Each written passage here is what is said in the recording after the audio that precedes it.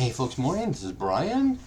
We got to play Elderath last night. Sorry for the echoey. I don't have my headset on. But anyway, this was drums to the east. So it's attack day number 3, which is actually the 7th day of the week. Attack comes from the south to distract. But an attack from the east, but it's only about half their strength. Rufus. Oh, this was a recap from the end of the last session. Never mind about that. So discussions lead toward Heta's activities wanting to coordinate our attempts. We're talking things. We need to get Heta involved, that kind of thing. Run seeks her out to inquire how she's doing. She asks if her current restraints have been lifted. Run says that, in this situation, the means may in fact justify the ends may in fact justify any and all means. She asks what his involvement in all this is. He says he will go where duty calls, but that he has multiple masters, including her. She says her ideas will require courage, and says, "Be here at midnight. Go get some rest. We're going to be having a busy night." So he reports back to us, the rest of the party, that he couldn't find Heta, but he's going to go searching for her that night, so he won't be in his tent. So Heta and her crew go out and about, and some discussion of that is in the live play. I didn't take notes on that because I probably should have taken notes, but I didn't. But it's in the live play in the description. Okay, so next day, attack day number 4, which is day 8 on the calendar. Although somewhere along the lines, I think this is when I figured it out. No, it's next day. Somehow my days got mixed up with the attack days. So it's actually day 9, because the next day is week 2, day 1. So we have a strategy session. We bring the party in the battle council. So we've got Krim, and we've got the militia captain. And the militia captain has some concerns. And Krim brings up, hey, why don't we do some kind of a disruption attack to the north? And then there's concerns and discussion about, who would lead this unit to the north to do the disruption thing, because the captain of the militia obviously can't, because he's in charge of defenses here, and doesn't really trust people he doesn't know, because he doesn't want to give, his fellow villagers into somebody's hands he doesn't trust necessarily, right? And so we kind of bring him up, or he brought up the lieutenant, and would the lieutenant, we're talking about light infantry. Would light infantry be enough to inflict significant damage in the north? It could cause the other forces to pull forces back, or disband, sending everyone to the southeast. There's lots of kinds of movement happen out there. And it's too late right now to prepare for attack north anyway, for like tonight kind of thing. But we could move to the north after repelling an attack from the east. And there's some consideration we could apply out. We could send the heavies south instead. Lots of discussion on the ways we could employ forces to do disruption attacks and to get inside their OODA loop. But there's the risk of exposing the town for a period, and we don't really want to do that while our forces are otherwise engaged. So the captain, goes off to set up the defenses, and we, the rest of the party, continue discussion options on, north or south. And at first we decide to settle. We decide to send forces in force to the south to actually eliminate that group, and then we will send Heta and her crew north before we went south. So she does a feint up to the north disruption, shifts everybody's focus and concern, and then we nail the guys to the south. But that won't occur. Anyway, during the battle, and we're using the Bushido battle rules, and there's the leadership roll, and then there's the actual battle rolls. We roll a 6, a 4, a 5, 2 4s, and another 6. And the GM, I didn't catch the dice numbers he rolled, plus there are modifiers based upon who won the leadership role thing, right? But Wes is staying courageous. Could not roll anything decent. He got 2 6s, an 8, 9, and 2 6s, an 8, a 7 and 2 9s. Now the 2 9s are encounter deals, so he did have 2 encounters. One was with 2 folks, and both of them were a level higher than him, kind of thing, is how it's described in the Bushido rules, right? But he managed to roll impales or special attacks before they were able to. So he won both those encounters. Yeah. Raymond was dutiful, Runt was dutiful, and Hjalmar was courageous again. Raymond, on his last roll, ran into something that caused him to have to drop out of the battle.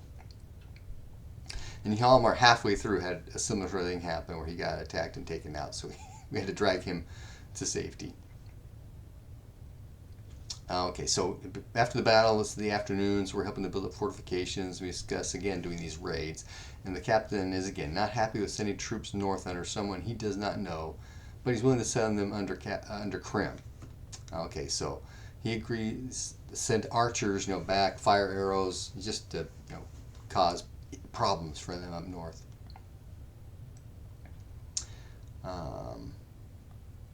And once he's out of the picture, we put our heads together, head on plans on actually do this, right? So we're going to use fire arrows, and once they move to engage us, we'll just disengage. We want to focus on their headquarters and their supplies. And Wes and Krim are going with them. Although we didn't do any individual rolls for that. Maybe it's because we weren't actually involved with real fight. It's all distant stuff. And so we roll command roll, and we put Krim in command. I rolled for her. I rolled an odd 1. So that's a critical success in the command roll, which gave us a ton of bonuses for these battle rolls. So we rolled an 8, a 5, and a 7, and they rolled a 2, a 5, and a 2. So there was a stalemate and a complete crush on both sides. At that point, though, we have been losing people because we lose half as many as they do, kind of thing. So at that point, there was some discussion, and I made a roll, and Wes says, okay, no, we need to pull back now. So for the pullback, rolled an 88, so I don't even think it was a success. So that was kind of a bad issue with that. Next day is attack day 6, which is actually week 2, day 1. They do another attack. We rolled the command roll 24, which is a great success. Our battle rolls were 3 to 6 and 2 to 2, but then they withdrew. So they won the first one, and it was a draw on the second. But then they withdrew, so we figured something might be up. We get to make our rules. Wes was courageous again at 10 and a 5. Raymond was dutiful, 4 and 8. Runt was dutiful, 8 and 8. And Hjalmar was courageous, 6 and 7. Don't recall anything special happening out of that. So we send Emerald up. Wes can put her up 2,000 feet for 10 minutes and look through her eyes. And we see that the encampment to the south is empty. The camp to the north is still burning from last night.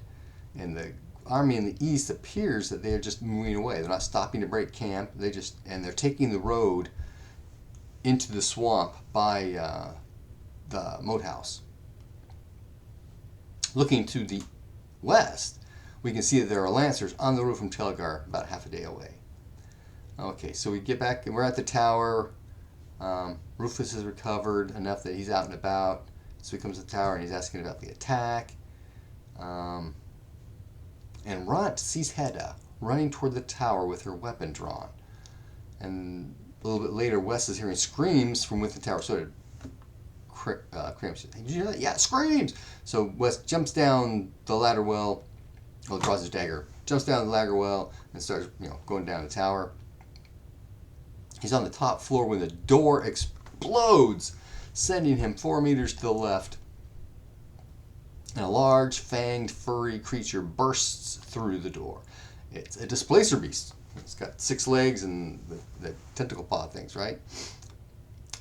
It briefly looked at Wes, but then it barrels on through the tower. Krim's right behind Wes. She had managed to get a swing at it. Did some damage. She's got that, Holy Avenger type magic sword. It growled at her, but it continues on. And everybody else is starting to come down after us. So it passes by Raymond, who also takes a swing, but the description was that it did not bite. Because he did a decent blow. Didn't seem to hurt it. Krim asks Wes if he's okay. Wes, because he took damage. He took 4 points to the leg. Although magic ring protected 1 point, armor didn't count. He says yes, and he gets up. She actually heals him for just 1 point. And then Hedda comes running in. Crim points. It went that way. And Hedda continues running. Runs right behind her. He shows up. He's looking all confused. Which way to go? There's this shadow beast. It's probably magical. And Raymond points the direction, and he follows up after Hedda and after the beast. And then there's Runt following up, and then Crim and West follows up after that. We get to the top of the tower. Nothing but blood and gore. Rufus is no longer there in any kind of semblance. There are bloody paw prints to the embattlement where the beast jumped off and headed east. Raymond's looking around and going, hey, is Rufus all here, all his parts here kind of thing, right? Can we do some kind of a resurrection later deal? Wes uses the telescope to spy out the creature, no joy. And Hedda says, it was flying. It sprouted wings and flew off. What was that thing? Wes, describes, well, it was a displacer beast, I thought. I haven't seen any that had actually wings. He does mention that he has seen them used as familiars. So discussions ensue about, okay, what could have happened up here? Because it's like, one melee round and complete destruction of Rufus. And Hedda tells she saw a soldier heading towards the tower. That when it crossed the drawbridge, it changed into the beast. So that's why she started chasing. Okay, later that day, the forces from Telgar arrived. Sir Michael's in charge. He called the beast a Fravalaka. There are displacer beasts here, though, but what we encountered was not normal. Displacer beasts are not resistant to magical weapons, nor do they sprout wings. Bishop Fresh's Ashbury's also in the column, and he tells Raymond he'd like to have a private discussion with him. Okay, West tells Sir Michael about the army departing via the swamp road to the north by the moat house, and Raymond suggests Crim lay low due to her regalia, the ancient sea goddess. I forgot her name already. Sir Michael sets up his camp across from the tower where the gypsies usually reside, and he invites us to meet with him later that evening. Runt suggests to Hedda that they follow the fleeing army into the swamp. She's a bit incredulous about that. What about the Fravalaka? And Runt says, that's okay. There's a black dragon in there too. What? A dragon? We're dying. She kind of blows it off at the point going, yeah, right. But she isn't really against ensuring that the army isn't planning anything, going to the swamp and turn around kind of deal or something. And that's where we ended the night. Lots of battle rolls. If you listen to the live play, there's lots of dead space as we're going through the rules of the battle, how things interact and stuff like that, because we're still experimenting with this stuff. But all in all, it was fun. It was really cool that Wes got to win his 2 encounters with Impales. That was cool. I like that. Anyway, Merry Christmas, Happy Gaming, and Happy Holidays for those other ones.